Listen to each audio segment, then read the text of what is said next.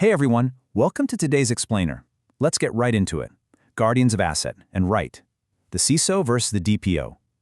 Right now there is this immense, almost structural push and pull playing out in boardrooms literally all over the world.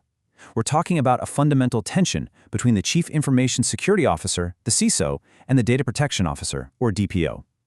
You know, with all the recent buzz and debate around independent data auditors, a lot of executives are suddenly asking, hey, can our CISO just kind of wear the DPO's hat? It's a massive strategic question, and it goes right to the core of how companies actually manage the data they hold. So let's unpack why this relationship is so unbelievably complex, and why trying to merge these two roles might fundamentally break how a company governs its information. Do the objectives of the CISO and the DPO naturally converge? Okay, let's dive into this, because honestly, it's a really logical assumption to make. If you're just looking at an org chart, both are executive functions, right? And they're both dealing with the exact same data streams. So naturally, you'd think their end goals are identical. I mean, they're both the data people tasked with protecting the company, right? Well, actually, no. That assumption is exactly where compliance frameworks start to fracture, and it's a misunderstanding that leads to just immense operational friction. The convergence myth. Assuming both roles align perfectly just because they handle information. It's a huge operational trap, assuming that just because two teams handle the same material, they must share the exact same mission. But if we take a closer look at their specific mandates, it reveals a completely different reality. When you really peel back the layers of these roles, you find that, yeah, they are looking at the exact same data, but they are looking through two entirely different and often totally opposing lenses. Let's start with the Chief Information Security Officer, fundamentally responsible for protecting the organization's information assets. The CISO's mandate is built pretty much entirely around organizational risk and business enablement. They aren't just out there locking digital doors. They are actively ensuring the company can extract the maximum possible value from its information assets, all while navigating a digital landscape that is, let's face it, continuously hostile. Their ultimate allegiance? It's to the organization's operational survival and its ability to securely execute its business goals. The CISO's CIA triad: confidentiality, integrity, and availability. We all know the bedrock of this role, but really think about what a strict adherence to confidentiality, integrity, and availability actually does to a security team's mindset.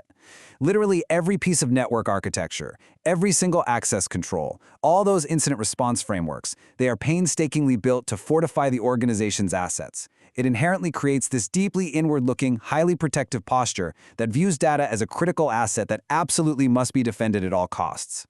So the CISO ensures information remains secure and usable to maximize business value.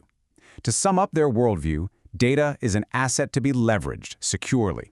Management, naturally, wants to extract maximum business value from all the customer information it holds. And the CISO? Well, they're there to make that happen safely. They have to ensure the infrastructure remains incredibly secure, absolutely, but also highly usable for internal teams. Because in their eyes, perfectly secure data that the business can't actually use, that's totally worthless. But now we're going to pivot sharply over to the Data Protection Officer, appointed under DPDPA 2023 to ensure data processing aligns with the rights of the data principal. The DPO operates under a drastically different incentive structure. While the CISO's role is born out of internal business necessity, the DPO originates from strict external legal requirements. Under frameworks like the DPDPA 2023, processing personal data must absolutely align with the rights of a data principal. The DPO isn't there to maximize shareholder value. Actually, scratch that. It's more like they exist completely independently of shareholder value. They are there to ensure the law is strictly followed and human rights are protected. Who may access personal data? For what purpose? For how long? Under what authority? This legal mandate literally forces the DPO into a rapid-fire interrogation mode. Who gets to access this personal data? For what exact purpose? For exactly how long? Under what specific legal authority? Right? These are not questions driven by organizational convenience or getting a product to market faster. They are rigorous, sometimes frankly frustrating hurdles driven exclusively by rights recognized under the law. It completely changes the pace of project deployment. The data principal is you. The DPO ensures your interests are respected. And let's be super clear about what the source material means when it says data principal. The data principal is you. Yes, you watching this. It's the individual whose data is actually being processed, and this is where the stakes get intensely real. While the data fiduciary, the company, is the one who appoints and actually signs the paycheck of the DPO, the absolute essence of the DPO's role is to ensure that your interests are respected. They are essentially your representative right there inside the corporate walls. Can we use this data securely?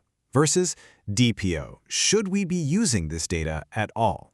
Now, what's really interesting about this slide is the stark juxtaposition it creates in daily operations. Just picture a project planning meeting. The CISO looks at the proposed data flow and asks, okay, can we use this data securely? Do we have the right encryption in place? But the DPO, they stop the entire room and ask a fundamental, often really uncomfortable question. Should we be using this data at all? It is a massive shift in perspective, and it creates this inevitable daily friction between security and privacy. Data retention. Longer for forensic investigations for the CISO versus deletion once purpose is exhausted for the DPO. Let's look at a specific clash scenario, the classic corporate tug-of-war over data retention. A CISO is going to naturally advocate for keeping data indefinitely. If there's a breach in 2 years, they absolutely need those historical logs for deep forensics. The DPO, on the flip side, wants that data incinerated the exact second its original purpose is fulfilled. So you get this intense boardroom argument of keep it forever, violently colliding with delete it yesterday.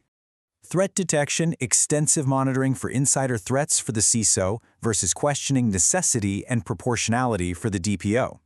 Let's move to another incredible clash scenario to see how this builds. To protect the organization, the security team wants eyes everywhere. They want extensive, wide-reaching monitoring to catch potential insider threats. But the DPO? They immediately flag this. They have to step in and question if monitoring literally every keystroke is actually proportionate. The CISO's drive for total security is directly colliding with the DPO's mandate for individual privacy. The conflict is not accidental. It is built into the governance framework. When you see these two departments going head-to-head on a regular basis, your first instinct might be to just assume the company is completely dysfunctional. But actually it's not. This conflict isn't accidental, and it certainly isn't a bug in the corporate structure. This collision is a carefully designed, highly intentional feature built directly into modern governance frameworks. The DPDPA balances both interests without subordinating privacy rights to security objectives. The crucial point here is that laws like the DPDPA totally acknowledge that information security is absolutely essential, and they carve out legitimate use exemptions where necessary. However, the Act never, and I mean never, subordinates privacy rights to security objectives. Security doesn't automatically win just because it's protecting the company. The law demands a constant balancing exercise which is honestly mathematically impossible without an independent, uncompromised voice holding the line for the data principle. So here we see the breakdown. For the CISO, their origin is business necessity, their primary lens is organizational risk, and they are the guardian of information assets. Meanwhile, the DPO's origin is the law. Their primary lens is the rights of the data principle, and they are the guardian of privacy rights. And this brilliantly illustrates their core differences perfectly for a board-level perspective. The incompatibility is just so obvious. You simply cannot ask one executive to genuinely wear both of these hats at the exact same time without shortchanging a critical mandate. One priority will always, eventually, cannibalize the other. The tension between security and privacy is not a weakness. It is an essential mechanism. The most mature organizations out there fully recognize that the CISO and the DPO are absolutely not substitutes for one another. In fact, when disagreements arise between these two functions, it's often the very best evidence you can get that your governance system is actually functioning properly. The tension between security and privacy is not a weakness. It's an essential mechanism for ensuring that organizational objectives don't inadvertently steamroll the rights of individuals. Should a similar tension also be reflected in the DPDPA audit process itself? Which brings us to a final, incredibly provocative thought. If we accept that this constructive conflict between the CISO and the DPO is a necessary built-in feature of a healthy organization, the next logical question naturally follows. Should a similar tension also be reflected in the DPDPA audit process itself? As we look toward the future of independent data auditors, it is really worth asking how this vital balance of power applies to the way we rigorously verify compliance. So think about that as you navigate your own organization's data governance. Thanks so much for joining me for this explainer, and keep asking those tough questions.